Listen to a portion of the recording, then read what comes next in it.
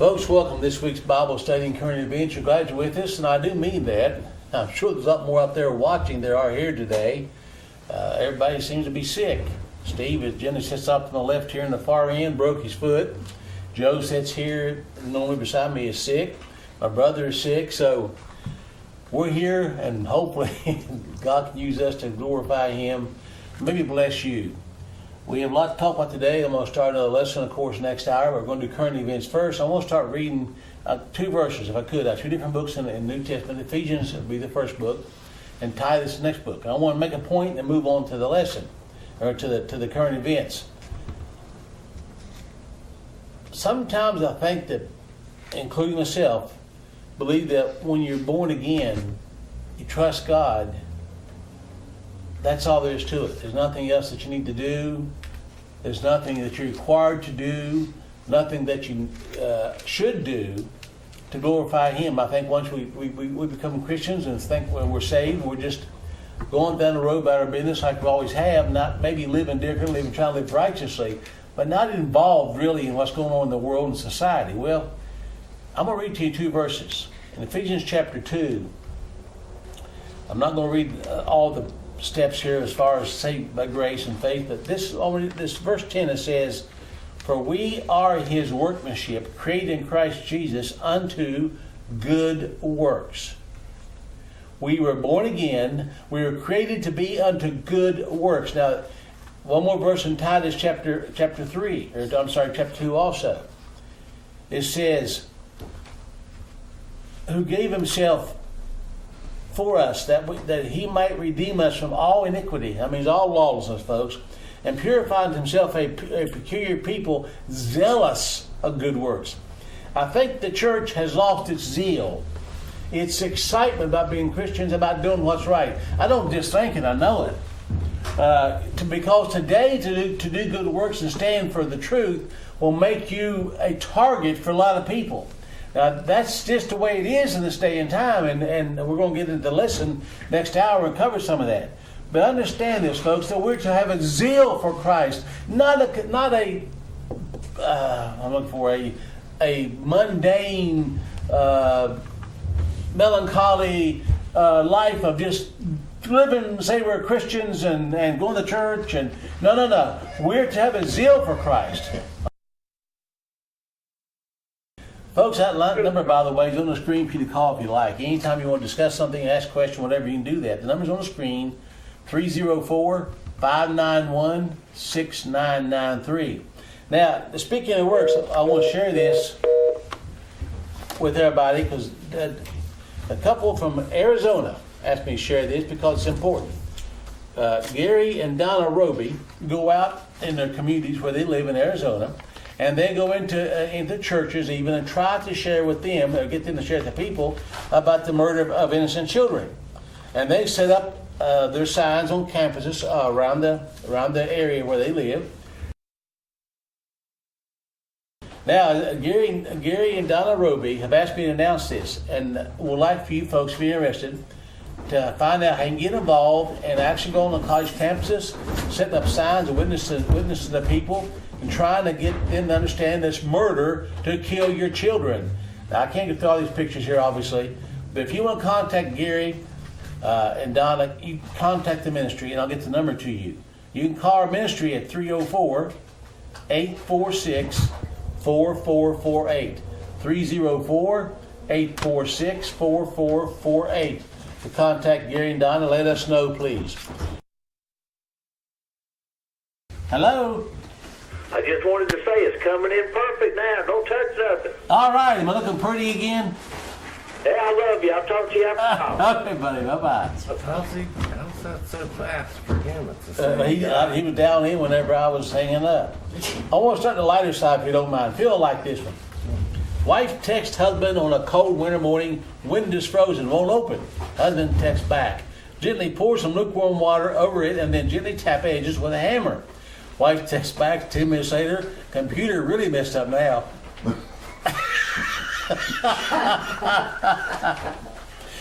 Wife, I have a big bag full of used clothing I'd like to donate. Husband, why not just throw it in the trash? That's much easier. Wife, but there are poor people starving But there are poor, starving people who can really use all these clothes. Husband, honey, anyone who fits into your clothing is not starving.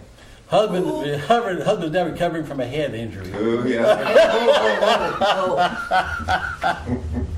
And one more sign that I added something to here is out in front of the restaurant. This is a real sign, by the way. Happy Valentine's Day. Bring your girlfriend, get 20% off. Bring your wife, get 45% off. Bring both at the same time, it's free. And I put a note down the bottom, well, it's only right if he's last meal. So, all right. Move on from there. Laughter's good.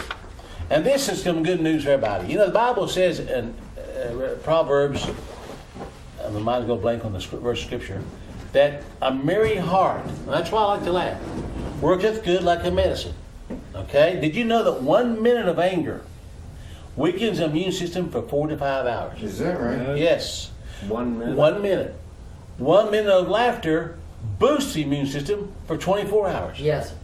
Huh. That's why I like to laugh. That's why people that are angry and bitter and always complaining end up in a situation where they're sick physically.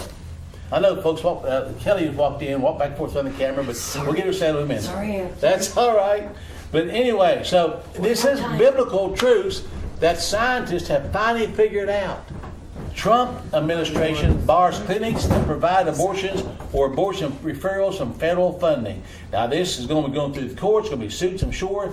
But Trump has cut back $286 million that will go to clinics that would refer people to Planned Parenthood to murder the children.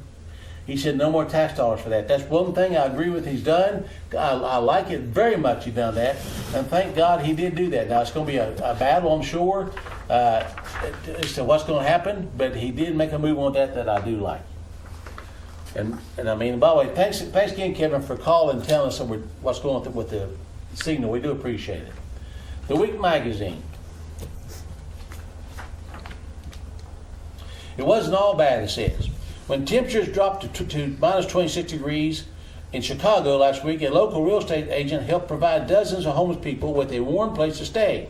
Worried about conditions at a tent camp in the city, Candace Payne used her credit card to pay for 20 rooms at a hotel, $70 a night.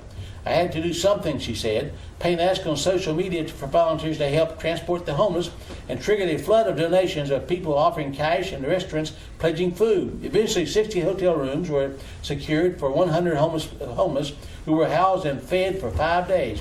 I'm a regular person, Payne said. We can all do this together. That is wonderful. That is.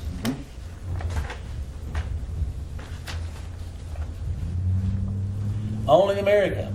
A career criminal robbed a bank in Wisconsin because he'd been told the state's jails offer superior health care.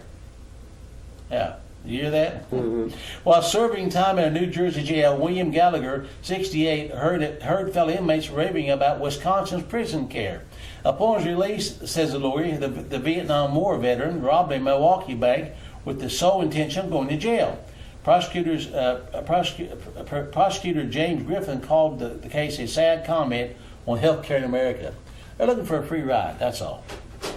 Bad week for the B word after former Starbucks CEO and aspiring president candidate Howard Schultz urged Americans to stop using the ugly slur word, listen to this one, billionaire.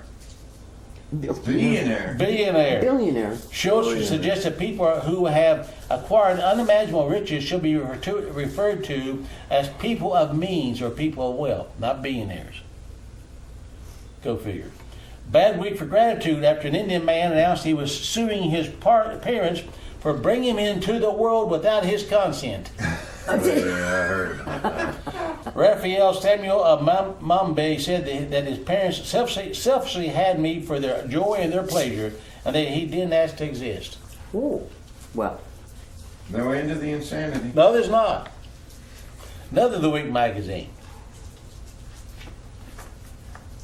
Only in America. A Kentucky sheriff has canceled all law enforcement after dark.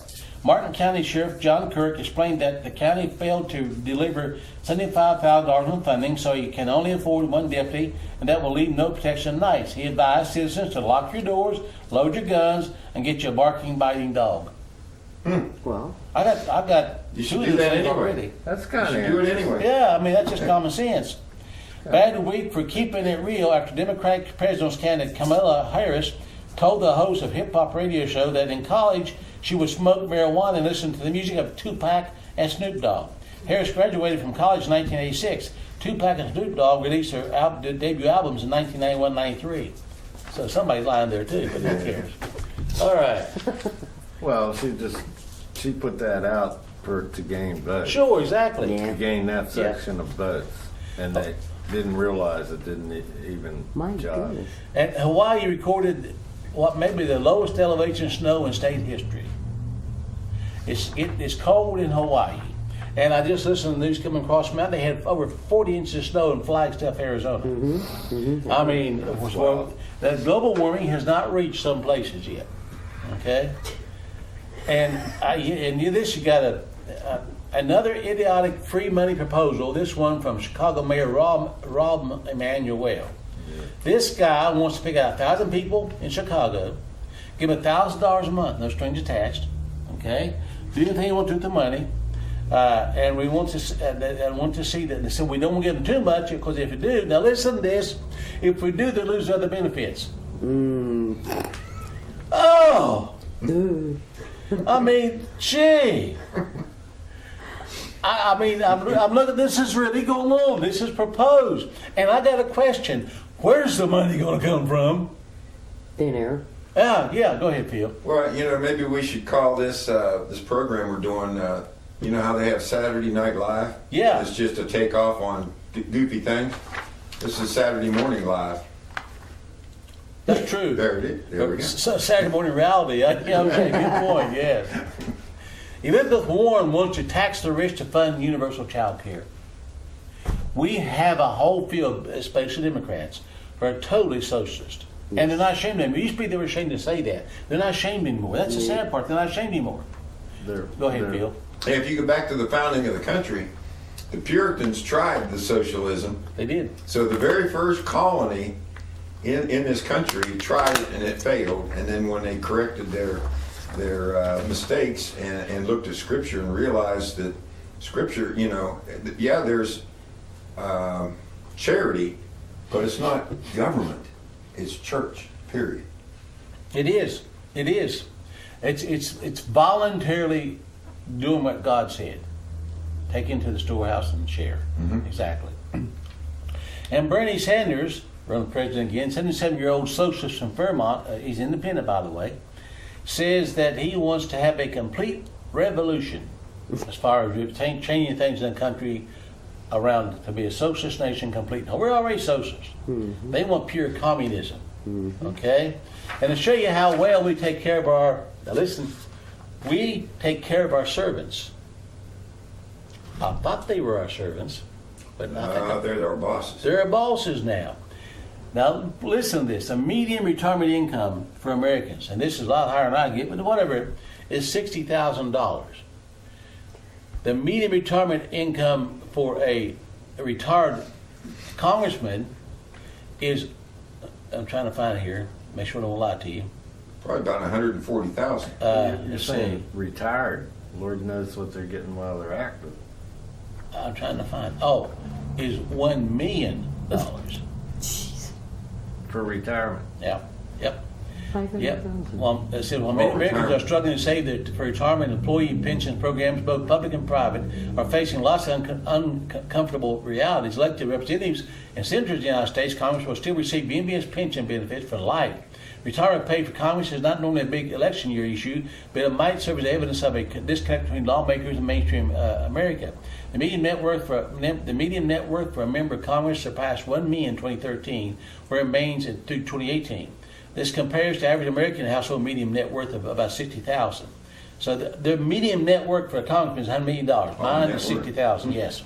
As reported by Center for Responsible Politics, it would take the combined wealth of more than 18 American households to equal the value of a single federal lawmaker's household.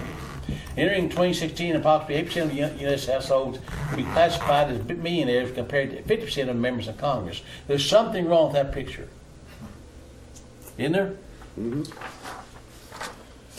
And I'm not making this stuff up, folks. This is civil service. Yeah, they're supposed to be our servants. Civil and service. I didn't know servants made more than masters. Yeah, Best- yeah, best- no doubt. But anyway, Best racket on earth, I guess. this is for real. I'm not making it up. I really kind of wish it were. Thousands signed petition to sell useless Montana. Yeah, I heard this yesterday. What? What's that about? More than 6,000 people have signed a change.org petition to sell the useless state of Montana to Canada for $1 trillion, in an effort to help pay down the national debt, which climbed above $22 trillion earlier this week. We have too much debt, and Montana is useless. Distill them as beavers or something, reads a change.org petition. Additional reasons provided with supporters of the petition were weighed in on the comments section of the petition include the state's insignificant population and their aesthetic, which some argue doesn't fit with the border USA. Surprisingly, despite the accusation of being useless, some purported Montana residents chimed in the comments to say that they're supportive of this help and would love to join Canada without any of the associated expense of moving. Honestly, most Montanans are totally okay with this let's do it, and I'm fine with being out of this hellhole, one teacher said. Montana will get legal weed, health care, and decent hockey. It's a win-win. And I'm from Montana. Yeah. Out of the frying pan into the fire. I mean, but they won't go there because they got decent hockey and legal weed. Oh, they really don't, but that. Now, if you want to see how scary this can be, this is from a financial expert, supposedly, from CNN named Brian Wolf. He said, debt doesn't matter. Now listen to this. After all, we all know people who racked up too much credit card debt, or someone who took out a bigger mortgage than they could afford, or someone who borrowed too much money to go to college and ended up regretting it dearly. But many so-called experts are peddling this idea that the national debt doesn't matter. That's right. Many people honestly don't think it's a problem that the U.S. is now $22 trillion in debt. And folks, believe me, it's on the light side. Now listen to this. That's $67,018 for every U.S. citizen and $179,907 for every U.S. taxpayer that we owe right now. But this is what this guy, Wolf, said. In short, the author argues that the national debt doesn't matter because the U.S. government can just print more money. Mm-hmm. They seriously believe that. Oh, they do. I mean, that's the mantra. I'll just print it. Someday I want to do another teaching on just weights and measures. Every time I buy a 10-gallon gasoline, I give the guy $20, whatever, and I'm passing to them nothing but a piece of paper. Yep. There's no value in it. I took something of value, give them a fraudulent, what word do we use there? Fraudulent of what? Fiat currency. Currency, but there's more, there's something else I want to say, but anyway, it's fraudulent. I cheated, literally cheated them, but it works because we think it works. Fraudulent script. Yeah, but it only works because we think it's good. It's because everyone cheats everyone and we're living a lie. Sure, that's part of our curse. That's why tomorrow, the same $20 I buy a 10-gallon day, only buy 9 tomorrow. Because they're going to print more of it. Mm-hmm. And y'all heard about the shooting that happened in Illinois here. It's a guy went in and killed 5 people. Mm-hmm. But you know, Illinois, now this can't happen. This cannot happen in Illinois because it's near Chicago, and Chicago cannot own guns. Yeah. So don't tell me a guy shot somebody in Chicago because it can't happen, Phil. There's no guns there. Gun-free zone. All right? Now they have a red flag law there already. We can take guns. They have universal background checks. They have gun bans, gun-free zones. All this already there. They have gun licensure and gun registry. People have to get FOID cards. That's a firearms ID card before you can buy a gun. And yet Chicago is one of the biggest centers of violence of any city in the country, with 600 people being murdered in 2018. But I don't understand it. They can't have guns there. What's wrong with that? I mean, they got gun control. How can you have murders? I'd say somebody's not obeying the law. I feel that can't be right. They have high homicide. Yeah. Now this speaks of the condition of America today. Florida school arms up, hires 2 former combat veterans to prevent mass shootings. Just south of Tampa, Florida, students at the Manatee School for Arts roamed the hallways past an armed combat veteran who is constantly looking out for threats. By the end of February, another one will be manning a guard shack at the school's entrance. were attorneys in the prison camps. 39-year-old Harold Verdicia, a former informant in the U.S. Army who completed tours in Iraq and Afghanistan, patrols the hallways a mandatory strap with a 9mm Glock, 19 shots, and a Kel-Tec bullpup rifle, according to the Herald Tribune. We have to put armed military in the schools to protect our children. What does that say about society's morals? The people who won't govern themselves have to have tyrants. Sure, exactly. That's exactly right. And I have learned with a lot of years of studying that it's impossible for our people to govern themselves without God. No. It won't work. China's social credit system shows its teeth. You heard about China's social credit system, right? Where they watch you. If you do anything wrong, they lower your credit score, your credit system score. Is that called credit? Yeah. And you can't do certain things. About 17.46 million discredited people were restricted from buying plane tickets, and 5.47 million restricted from purchasing high-speed train tickets, the report says. Also, they were blacklisted from doing things like, including going to financial markets, or other things that they normally do as a livelihood. But now something in the area of probably about 22 million people already cannot actually function because they did something that the government doesn't approve of. Yeah, basically what that is privileged permission grants. In other words, everything's got to be permitted, and we went that way in 1933, where we have licenses. Sure. And license is a permit to do what would otherwise be illegal. So they're saying getting married is illegal unless you get a permit. Yep. So that's we're on the way. Oh, we're well there. I mean, you can't even start a business without permit, can you? Right. You gotta have a permit. You can't make a living. License from the city, and the county, and the state, and the feds. Yeah, sure. We were born into that. Oh yeah, we were born into. You're right. Origin. Yes. And now, of course, we know DNA is a big thing. DNA is coming across, and President Trump signed what it was called the Rapid DNA Act. He had a big hand in this. Okay, he did. But Arizona is trying to become the first state to require every citizen to give their DNA, and they'll have to pay $250 for the pigs doing that. Ooh.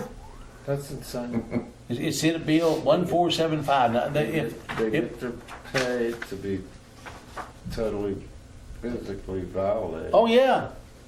Now we know they've got a problem with most of us anyway. We know that, but that's not the point. They're going to make them do it and pay to give it. Yeah. Now, folks, this is really getting in the beast system, is it not? Yes. It is. I mean, it's and of course the facial ID we talked about it for years and years is going to be commonplace now. Yep. It really is. Now, move on to a different topic. Vaccinated children face a 3,000% increased risk of dangerous allergies. This shows 3,000% more chance of dangerous allergies. And of course, our government is so fair and so good, and we can always trust our government. Rockefeller and Big Pharma is facing a $1 billion lawsuit for intentionally infecting people with syphilis. Here's pictures of what syphilis looks like. Oh, it's ugly. Nasty stuff. And they did this back in the 40s. Now, it just come to light. In the 40s, they did this. We would consider back in the 40s this to be somewhat still a moral country, wouldn't we? What are they doing today, 70 years later? All kinds of things. Yeah. But they finally got caught, they come out, and they're now being sued. There's no moral values. There anymore. isn't. If you don't make it a little bit early, you may have time to show that film and relax a little bit. Oh, boy. Robot love. Why romance with machines is a foregone conclusion. This is for real, folks. I'm not making it. I wish I were making it up. I'm not making it up.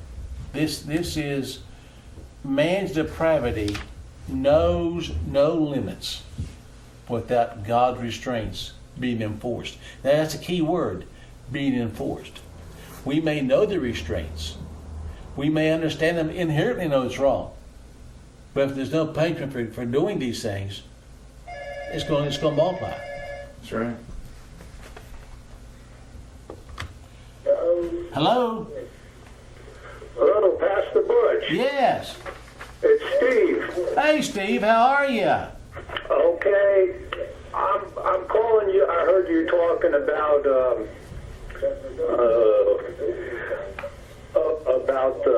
vaccines and stuff, and I sent you a video today about this woman saying that the government's busy putting nanoparticles in our foods, and somehow it works together with chemtrails that are in the air. So I just wanted to let you know that you might want to interview this woman sometime later on down the line. Definitely. Yeah, that'd be interesting. Well, thank you, Steve. By the way, how you feeling? I'm doing good. I went to a private doctor instead of waiting on the VA. They kept on kicking the can down the road on me, and I went to a private doctor. He looked at everything and gave me a walking boot, so I might be able to come next week. All right, great. I look forward to seeing you. Sorry you missed this week. At least you're listening. And thanks for calling in and sharing that, Steve. I appreciate that. Yeah. Anything else? Okay. Okay. Talk to you soon. Yep. Bye. Bye-bye. What did he do? He broke his foot. Yes. Really? Yeah. Yeah. Ouch. He failed. Don't know how he broke it, but he broke it.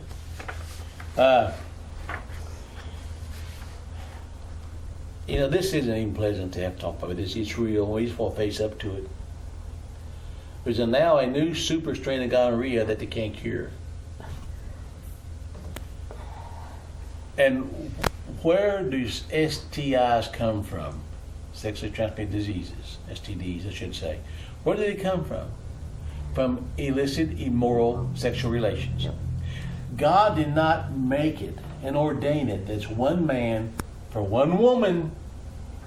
Mark that. He didn't make it that way to restrict us and punish us. He made it that way to protect us and to give you a relationship with one individual that should keep you close and in love and caring for one another all your lives. Is that not true? Mm-hmm.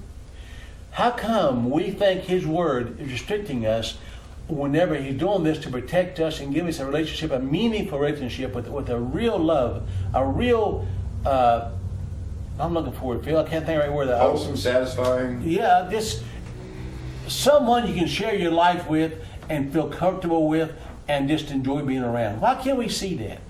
Why do we have to push the limits to the point now that He's allowing it, we did it, a gonorrhea that cannot be cured? It's a plague.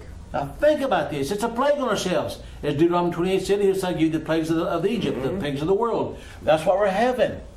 But nobody seems to notice that. I mean, it just goes on and on down the road. And now we have a new kind of sexuality. Uh-oh. Digisexuals. Digisexual. Good. One digisexual, Akihiko Kondo, a 35-year-old school administrator who married a virtual reality singer in Japan, deems himself to be a sexual minority facing discrimination. Have you heard that before, Phil? Mm-hmm. A minority facing discrimination.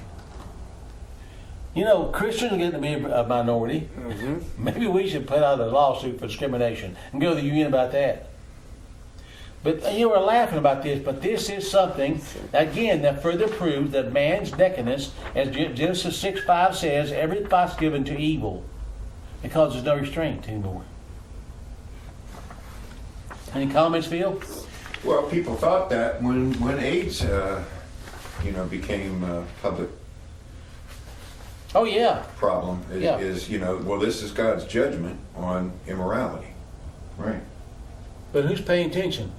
I've seen a commercial to you. You probably haven't got a chance to see it yet. Well, I'll share it, but you might want to show it on here one day. It's Cottonelle bathroom tissue. I saw your email, yeah. Okay. Cottonelle bathroom tissue has two sodomites, sexually perverted trash, advertising Cottonelle bathroom tissue and telling how this young pervert, before he brings his lover to the mother's house, wants to make sure he is clean and uses Cottonelle bathroom tissue. Folks, I'm not making this up. It's on our website, pastorbutch.com. Look under perverted news or church news. This is America today. And once you recognize these people's right to live this way, you'll never get it back.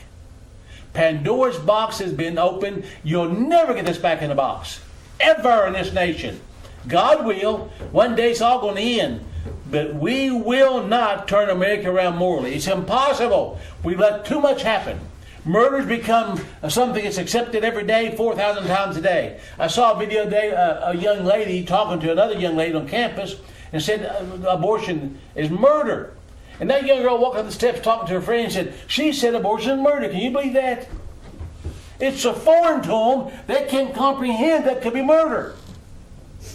The mindset of America has got to the point today that there's no chance of changing the masses' minds. But one person at a time we may be able to reach. But a nation that's went this far will not be turned around. God will not allow it. It's too late. Mm-hmm. Read the Bible, folks. 2 Kings 24:4. Read it for yourself. Now, Netflix. I don't know much about Netflix. I thought it was a place where we rent movies. I mean, like on TV movies. I don't know what it is. But come to find out, they actually do series, like movies, show series. I didn't know that. But one of the new series is going to be airing on Netflix. It's called Black Mirror. Porn stars will be having sex with robots on TV. That has to do with Yeah, cable. Netflix is that's computer, right? Yeah. Yeah. It's computer. I thought it was TV. I didn't know. Netflix is, if you have cable, You can get you On your can, TV, you I can, thought you so, can yeah. get Netflix. or on computer, right? Or I don't know on about computer. computer, I don't Yes, know. you're right. So, Yeah. But anyway, I just know that this is going to be a series. Phil, anybody, how do we explain this to our children? right, wasn't it? I thought it was. I thought it was Netflix that had a show about suicide, and a lot of like American Family Radio and all them. They were complaining about that series. It was a series on suicides, and it was causing girls to contemplate it. You know, it wasn't handling it in a biblical manner. Right. It was handling it in a fleshly manner, and you know, you can't overcome sin with the flesh. No, you can't. No, the flesh is sin itself. You can't do it. But what really makes you comprehend, if you think a minute, that we're too far going is simply this. When you give viability to something like this just by even talking about it, and when it's already on the screen, you've lost already. When you take a vote on whether homosexuality is right or wrong, you've lost. Mm-hmm. Amen? Amen. I mean, isn't that true? It's true. I mean, if you give it enough credibility to even vote on it, you've lost it. Any comments on that, Phil, or anybody else? No, it's true. I'm way beyond. Now, we all know, and again, I just told you, when somebody does something right, I thank them for it, like Trump with the Planned Parenthood. If he gets that through, I thank him very much for that. But Trump supposedly was he's been a little waffly on the homosexual issue. He had been. Ever since the election, when he said he's more pro-gay than Hillary, you got to tell you something. The Trump administration celebrates LGBTQ pride, just not in America. For 2 years in a row, the Trump White House declined to issue a Pride Month proclamation, nor has it held a pride reception as the Obama White House did during the prior 8 years. President Donald Trump has never acknowledged pride while in office, and he's continuously pandered to the anti-LGBTQ religious conservatives who have enjoyed direct access to the White House while watching with glee as administrations have moved to harm LGBTQ rights. But in Germany, where I happened to be last week, the Trump administration went all out for pride during Berlin's annual Christopher Street Day celebration, which marked its 40th anniversary on July 28. The U.S. Embassy hung a rainbow flag outside the front entrance of that building, while a Lady Liberty statue at the back entrance was dressed in a rainbow skirt. Trump Okay. is two-faced, Yeah. flat out. He knows to do enough to please us a little bit, but behind their backs, he still stabs us in the back. Mm-hmm. In Boston, they were having well, just read part of it. The residents of Boston came from a diverse array of cultural, ethnic, social, and religious backgrounds. To help celebrate and commemorate the city of diversity, Boston allows private groups to fly flags on one of the city's flagpoles next to Boston City Building. The city has allowed a wide array of groups to use the flagpole. Many of the flags are flown country flags, but other flags represent historical events, as like a Bunker Hill. Okay, get a call real quick. Hello? Well, hello, Pastor. How you doing? This is Pastor. I am fine. I thought you were making announcements today. What are you doing clear up there? Dodging the snowballs. Oh, okay. Well, it's not snowing here right now, but that's okay. You can have it all. Hey, I just want to tell you, I've been kind of watching what's going on. Any day now, we are going to be at war. It's going to split us. Oh, yeah. I see that. Yes. Yes. America has messed with Venezuela's elections, and we do not recognize their elected president. Venezuela cannot get their gold back. Yep. We'll start with disinformation through humanitarian aid. Mm-hmm. But we've had heavy sanctions on them for quite a long time. So I explain that one. Yep. I agree. Well, America tells us what they can't and can't do, but we do it all the time. You know that. Yes. But I just figured that your audience kind of needed to know that we're just about ready to go there. Oh, I'm sure we are. We already have troops in Colombia. I got that from a good source. Okay? Well, hey, I'll let you go. Love you. Tell everybody I said hi. All right, I'll do it. They heard you. I'll talk to you soon. Bye-bye. Okay, bye-bye. All right. Now, I read all that, talk about the different flags flying. The only flag that could not fly, take a guess what it was. The Christian flag. Mm-hmm. You can fly any flag you want to, but you cannot fly the Christian flag. Where is this? Boston. In Boston? Down, that's where it was Boston. founded. Yeah, yeah. And I want to say this for the lesson. Whitehead wrote a good article. This is what he wrote. He did a good job saying, is it too late for nonviolent means to restore American liberty? I'm going to share this with you in a minute, maybe. I'm going to do this now. There's absolutely no evidence to support the statement that America is the greatest country in the world. We're 7th in literacy, 27th in math, 22nd in science, 49th in life expectancy, 178th in infant mortality. I did not know that. 3rd in median household income, number 4 in labor force, number 4 in exports. We lead the world in only 3 categories: number of incarcerated citizens per capita, number of adults who believe angels are real, and defense spending, where we spend more than the next 26 countries combined, 25 of whom are allies. America sure used to be the greatest nation in the world. We stood up for what was right. We fought for moral reason. We passed laws, struck down laws for moral reason. We waged wars on poverty, not on poor people. We sacrificed. We cared about our neighbors. We put our money where our mouths were, and we never beat our chest. We built great big things, made ungodly technological advances, explored the universe, cured diseases, and we cultivated the world's greatest artists and the world's greatest economy. We reached for the stars, acted like men. We aspired to intelligence. I like that part. We acted like men. Acted like. Well, we don't have it anymore. We aspired to intelligence. We didn't belittle it. It didn't make us feel inferior. We didn't identify ourselves by who we voted for in the last election. We didn't get scared so easy. I like that. We were able to be all these things and do all these things because we were informed by great men who were revered. First step in solving any problem is recognizing there is a problem. America has not done that. Mm-hmm. That's very well done. Don't you agree, Phil? Mm-hmm. Mm-hmm. Folks, we're going to show you a video in a second, and I want you to watch it. Phil's got something to say about it. And we're going to start listening. I think you'll find very informative and maybe understand a little more about what I'm trying to say about man has no hope without Christ, period. We are incapable of keeping ourselves free and living in a peaceful society without the laws of God. It's incapable. It won't. And we're incapable of that. It will not happen. It's impossible.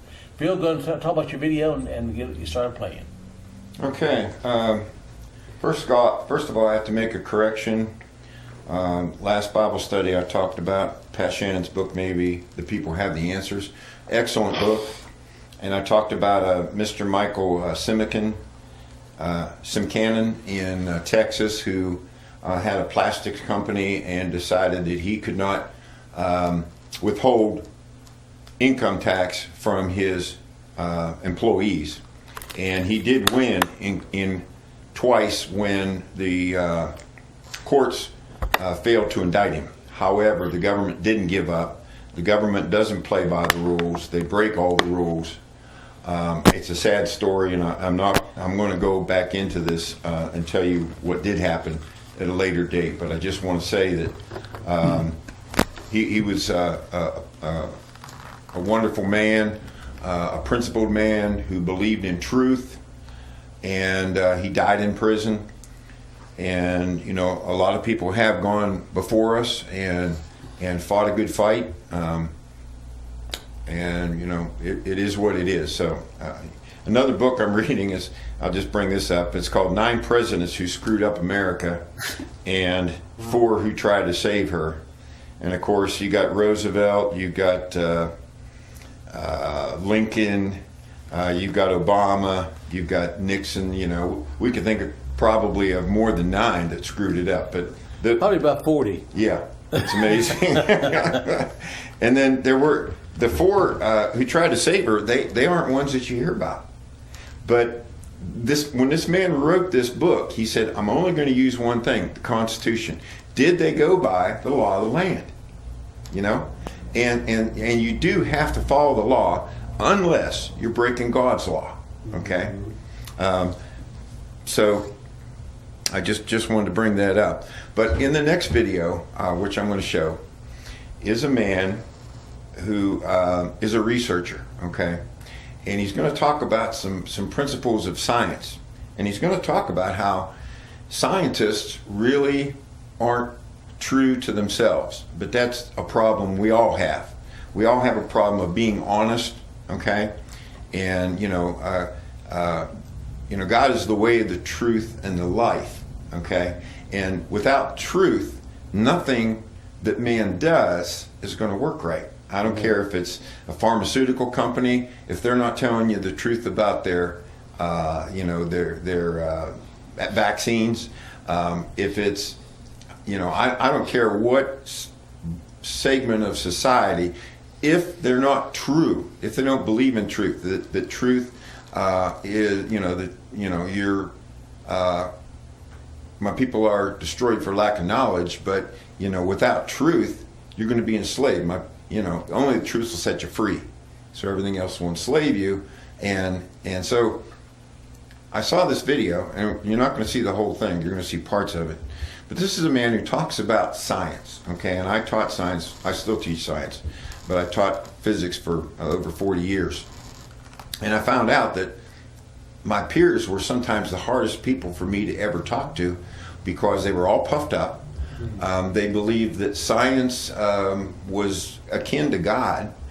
And if I actually presented to them something that showed that some of the dogma of science is based on lies, you know, they have the hardest time actually using scientific principles and saying, you know, I'm going to accept it when I know it's true. Okay, so a lot of them are living a lie. And why? Well, sometimes to get ahead. Sometimes because they just want to be in crowd. Okay, so this is really interesting because this video, which I'm going to start in a minute, the man talks about 10 areas of science that are based on fraud. And then he goes into one area, which is the only one that I have in the video, where he talks about the physical constants, the constants in science. For instance, the speed of light, the acceleration or force of gravity. Okay, and it's pretty interesting because he's going to show you how convoluted thinking and not relying on truth and accepting a lie and living a lie. You know, a lot of people think of these scientists, you know, Albert Einstein, you know, Newton, you know, some of them were great men, but a lot of them, there's certainly nothing to look up to. And so, you know, I just want to sort of expose this. If you expose a lie, that's a good thing, okay? So that's what the video is going to be about. So here we go.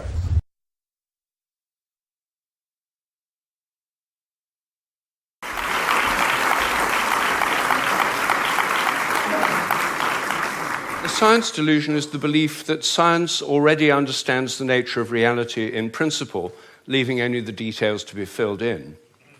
This is a very widespread belief in our society. It's the kind of belief system of people who say, I don't believe in God, I believe in science. It's a belief system which has now been spread to the entire world.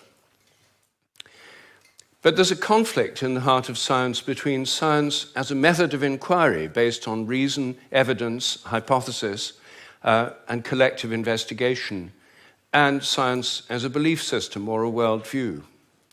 And unfortunately, the worldview aspect of science has come to inhibit and constrict the free inquiry, which is the very lifeblood of the scientific endeavor. Since the late 19th century, science has been conducted under the aspect of a belief system or worldview, which is essentially that of materialism, philosophical materialism.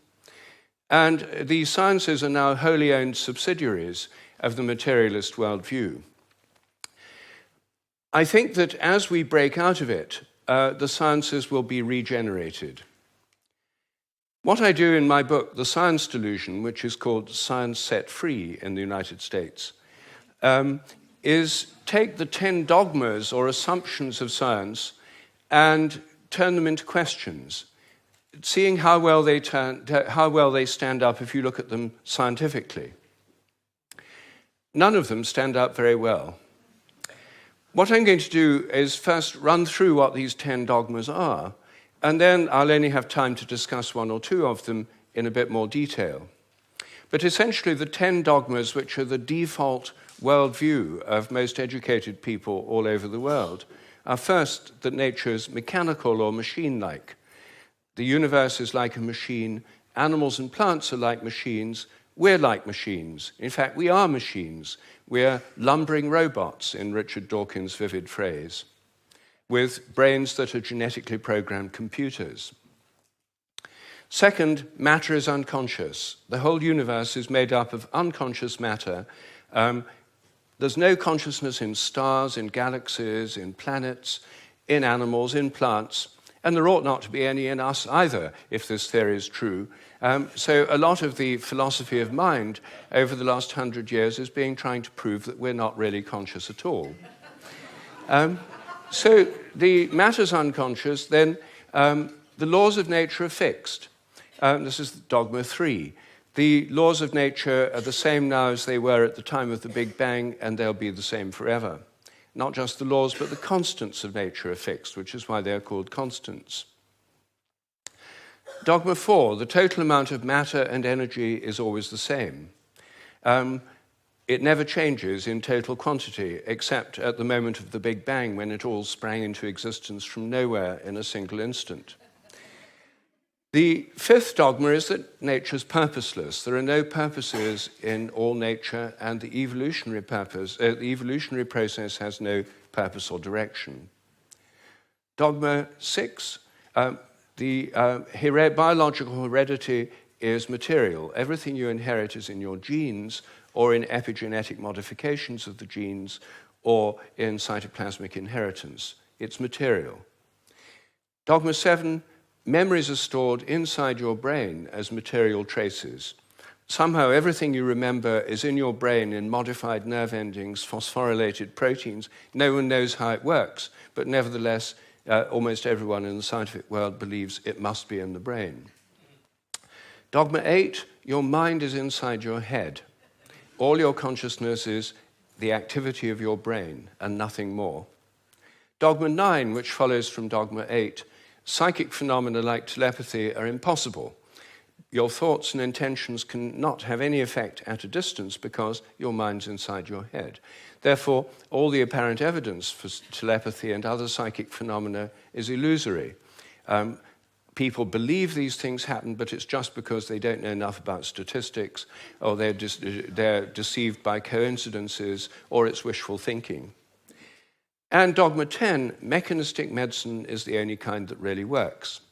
That's why governments only fund research into mechanistic medicine and ignore complementary and alternative therapies. Those can't possibly really work because they're not mechanistic.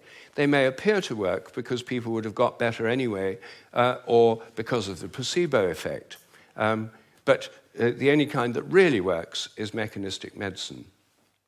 Well, this is the default worldview, which is held by almost all educated people all over the world. It's the basis of the educational system, the National Health Service, the Medical Research Council, governments, and it's just the default worldview of educated people.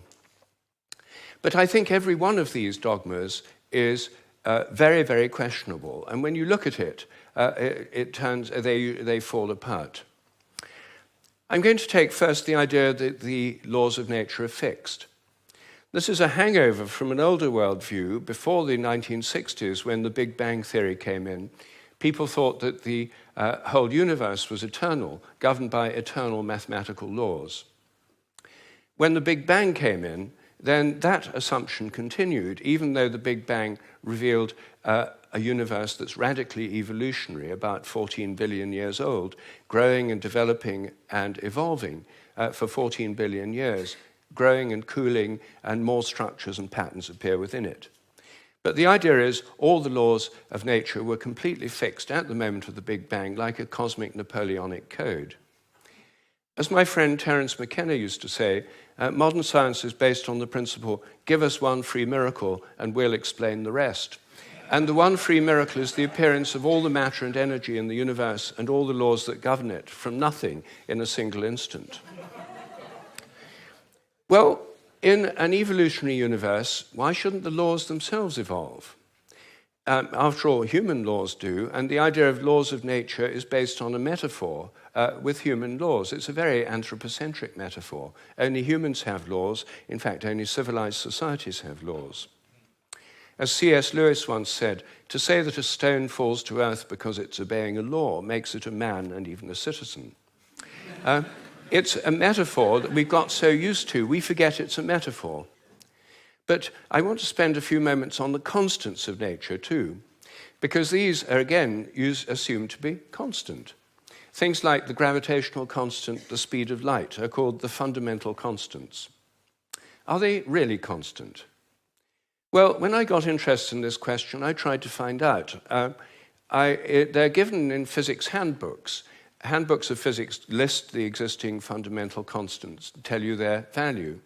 But I wanted to see if they'd changed, so I got the old volumes of physical handbooks. I went to the Patent Office Library here in London, and they're the only place I could find that kept the old volumes. Normally people throw them away when the new values come out. They throw away the old ones.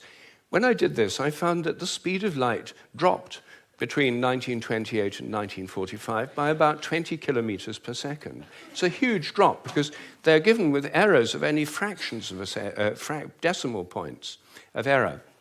And yet, all over the world, it dropped, and they were all getting values very similar to each other with tiny errors. And then in 1945, it went up, 48, it went up again. And then people started getting very similar values again. I was very intrigued by this, and I couldn't make sense of it. So I went to see the head of metrology at the National Physical Laboratory in Teddington. Metrology is the science in which people measure constants. And I asked him about this. I said, what do you make of this drop in the speed of light between 1928 and 1945? And he said, oh dear, he said, you've uncovered the most embarrassing episode in the history of our science.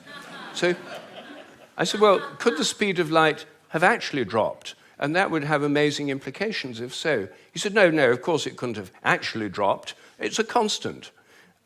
So, Well, then how do you explain the fact everyone was finding it going much slower during that period? Is it because they were fudging their results to get what they thought other people should be getting, and the whole thing was just produced in the minds of physicists? We don't like to use the word fudge. I said, well, what do you prefer? He said, well, we prefer to call it intellectual phase locking.